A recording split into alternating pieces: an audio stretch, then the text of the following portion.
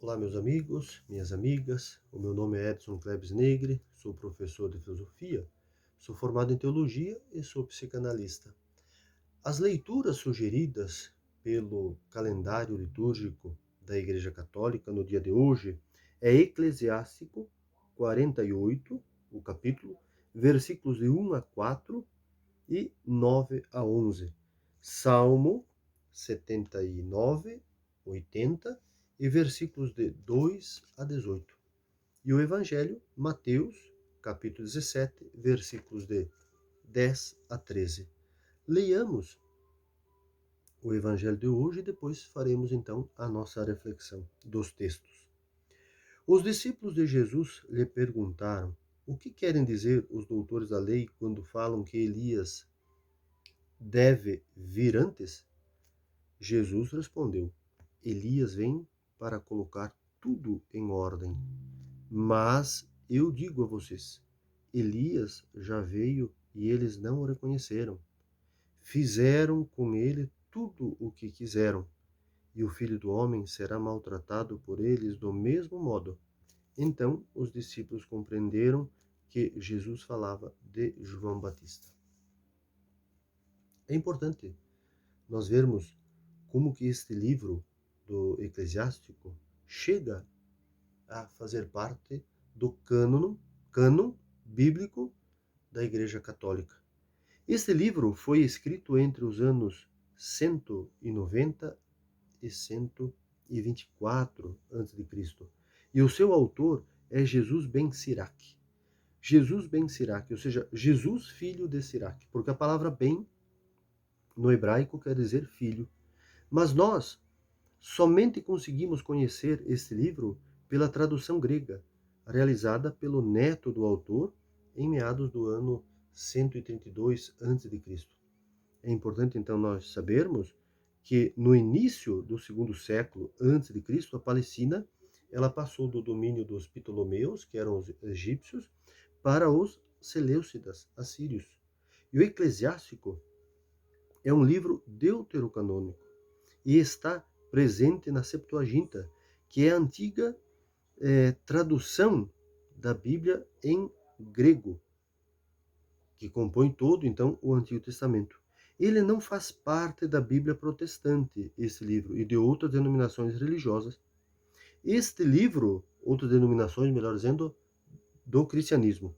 Este livro foi admitido como autêntico na Bíblia católica somente no ano 382, no Concílio de Roma. Muito tempo depois que nós já tínhamos concluído, podemos dizer assim, o texto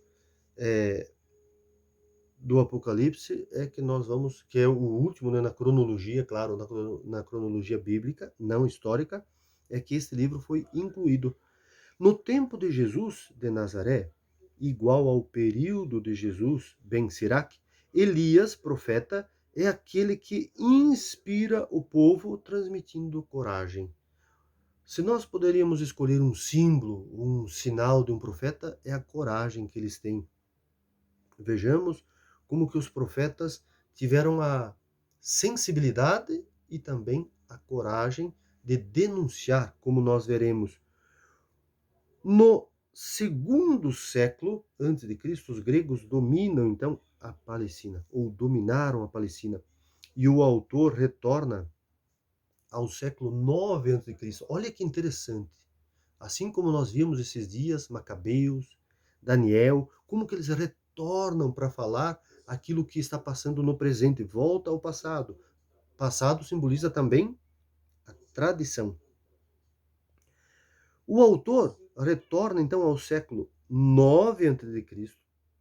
São 7 séculos antes que o livro do Jesus ben Sirac fosse escrito. E olha que interessante, né?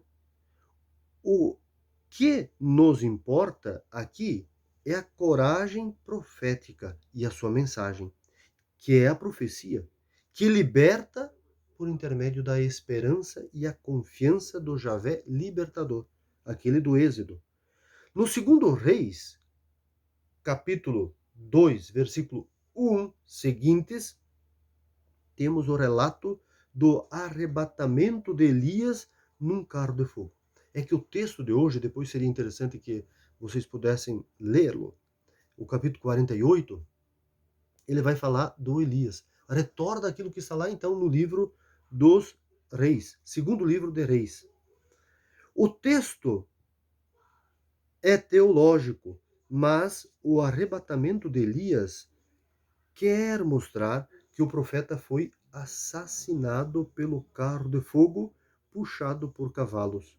Este carro é o veículo de guerra do rei Acabe, rei de Israel. Ele era inimigo do profeta Elias desde este tempo. Olha que interessante. Pois foi o rei Acabe quem assassinou Nabote para roubar a sua vinha, e aqui está o porquê que o Acabe, então, iria matar ou assassinar também o profeta Elias. Porque Elias denuncia Acabe. É ele quem tem a coragem de dizer: Acabe e a Jezabel, que é a sua esposa, vocês cometeram um assassinato para ficar, ou seja, roubar a terra de Nabote. E na cultura judaica é inadmissível vender a terra, pois aquela é a terra prometida, dada gratuitamente por Deus. Então era uma ofensa alguém vender a terra naquele contexto. No Brasil, temos muitos relatos de governos que assassinaram também pessoas para roubarem suas terras. Sempre interessante quando nós vamos ler a Bíblia atualizar. Senão nós vamos ficar, nossa, lá acontecia isso e hoje não acontece. Acontecia isso no Brasil, inclusive no estado do Mato Grosso, que é no estado onde eu moro. Nós temos relatos de políticos que também fizeram esse tipo de coisa. Então, meus amigos e amigas, o profeta, assim como o teólogo, é aquele que denuncia. Temos que denunciar. Se um teólogo não assumir como ferramenta, não ferramenta, uma palavra ferramenta é muito dura, não é isso. Não assumir essa postura profética no sentido de denunciar aquilo que faz mal à vida, ele não é nem profeta, nem discípulo de Jesus, nem teólogo, teóloga. É o papel do teólogo iluminar também, sem dúvidas, deixar-se iluminar pela luz do Jesus ressuscitado, que não tem medo da cruz, que não teme a cruz, porque ele está no lado do seu povo.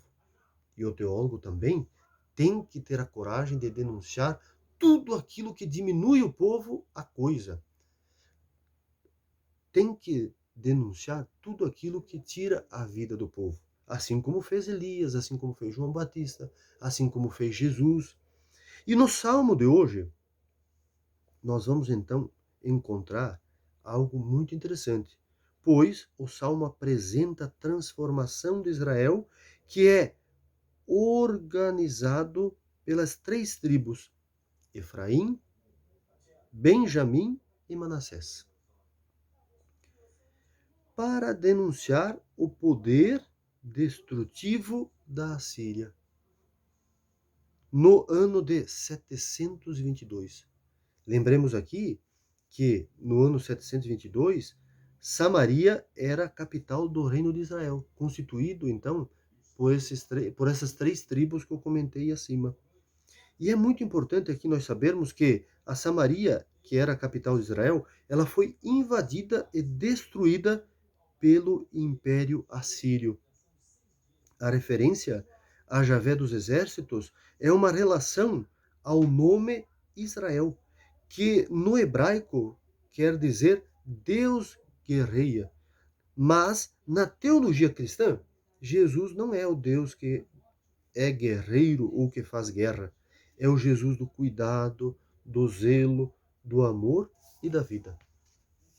E meus amigos e minhas amigas, no evangelho de hoje, o texto ou o relato é um pré-anúncio da confirmação das profecias de que Jesus é o Messias esperado, mas também prefigura a morte do próprio Jesus. A morte de João Batista prefigura ou anuncia a morte de Jesus. A teologia cristã é pedagógica. Volta ao passado para dizer ou falar do presente. é um passado presente. Todas as vezes quando nós lemos um livro bíblico ou da Bíblia, é muito importante nós fazermos esta comparação. Sempre quando nós estamos lendo um livro, um texto, um livro, nós estamos lendo o presente no passado, ou o passado no presente. Isso era a prática dos judeus. Os grandes sábios judeus, dentro do contexto do judaísmo, desde o povo semita, porque o povo semita era, podemos dizer, era perito, eles eram especialistas nesse campo, né? De fazer com que o passado estivesse sempre conectado com o presente. Talvez nós hoje, esse processo que podemos fazer uma reflexão crítica de modernidade, o que é também a modernidade, mas aqui nós queremos adentrar no espaço assim cada vez mais profundo na questão teológica. Como que hoje se coloca o passado? Como que hoje vê a questão do presente, né? Por isso que é muito importante, então, que no relato de hoje são os discípulos de Jesus quem perguntam sobre o que dizem os doutores da lei ao se referirem à vinda do Messias. Para os doutores da lei e os que esperavam o Messias, o sinal da sua vinda era o retorno do profeta Elias. Olha que interessante, como se o profeta Elias retornasse. Na concepção dos que esperam o Messias, que estavam na comunidade de Mateus, e muitos na atualidade ainda creem naquilo que está na leitura do Eclesiástico, capítulo 48, afirmando que Elias tenha sido arrebatado. Olha que interessante. Aquilo que nós comentávamos, os carros de fogo, porque os soldados que iam em cima dos carros puxados a cavalo jogavam as flechas, ou atiravam as flechas que na ponta havia fogo. Como muitas vezes nós vemos em cenários de filmes, se jogava para atingir uma casa que tinha como cobertura palha e aí incendiava todo o lugar. João Batista, na verdade, não é Elias, porque senão como seria? O católico, o cristão, ele estaria acreditando na reencarnação? Dentro da linha do catolicismo, ou da fé cristã, melhor dizendo, mais do que o catolicismo, a fé cristã, ela não tem esta leitura, podemos assim, esse segmento na reencarnação. Nada contra os nossos irmãos e irmãs que seguem esta crença, mas é só para nós entendermos, né? Então é importante nós aqui sabermos, porque o Mateus ele está escrevendo para judeus, e judeus acreditam na ressurreição. Então é importante saber distinguir. E João Batista é outra pessoa, mas ele é igual, ou ele é Elias no sentido de assumir a mesma coragem profética, a mesma linha, podemos dizer assim, no profetismo. E isso é importante. João Batista teve um fim brutal também, assim como Elias. E também João Batista foi um profeta assassinado por um rei, o Herodes, ou o rei Herodes. João Batista tocou na fragilidade do rei, que é a corrupção, a violência e as riquezas ilícitas, assim como o rei Acabe. Os reis Acabe e Herodes não suportaram profetas, ou os profetas. Estes reis estão espalhados hoje, provocando as mesmas práticas de Acabe e Herodes. Muitas lideranças religiosas também acabam repetindo as mesmas posições dos doutores da lei. Também eles seguem uma religião sem profetas e hipócritas. Suas práticas contribuem com a manipulação de seus fiéis e suas riquezas e estilo de vida, e seus estilos de vida não têm nada a ver com a vida e a missão de João Batista e de Jesus Nazaré. Eles continuam a assassinar João Batista e a Jesus Nazaré, representados no povo oprimido e explorado, por não se oporem e nem denunciarem as corrupções dos reis Acabe e Herodes da atualidade. O Natal se aproxima e o Natal se aproxima e nós temos este tempo para fazer memória e rever nossa fé cristã, também profética e atuante no processo de transformação de nossas vidas e sociedade. Meus amigos e amigas, vemos como que os profetas e as profetisas também, como que elas atuaram e atuam nas comunidades e nas sociedades aonde eles e elas viveram.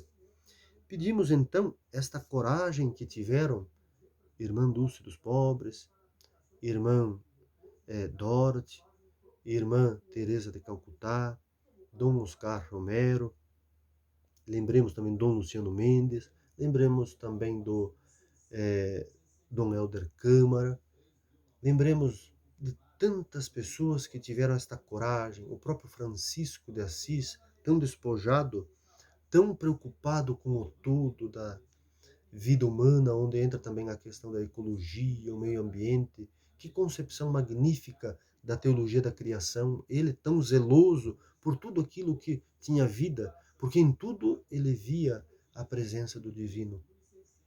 Cuidemos então uns dos outros e que os ensinamentos de João Batista, de Elias e de Jesus nos ajude a superarmos as tiranias dos Acabes e também Herodes dos dias atuais. Onde houver tristeza, que eu leve alegria. Onde houver trevas, que eu leve a luz. Onde houver guerras, que eu leve a paz. Onde houver mortes, que eu leve a vida, que eu leve a esperança, que eu leve a vida nova.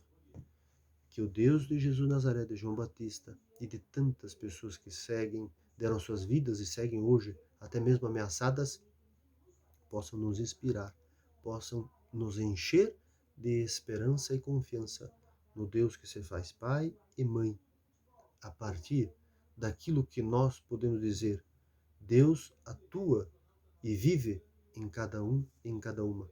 Deus vive e atua no mundo que Ele criou. Um mundo de vida, um mundo da vida, um mundo para a vida, um mundo que gera a vida. Que Deus, que é Pai e Mãe, nos abençoe com a sua morosidade, com sua compaixão. E assim nós também expressemos-nos uns aos outros, como Ele transmitiu por intermédio de Jesus Nazaré. Um abraço a todos e a todas.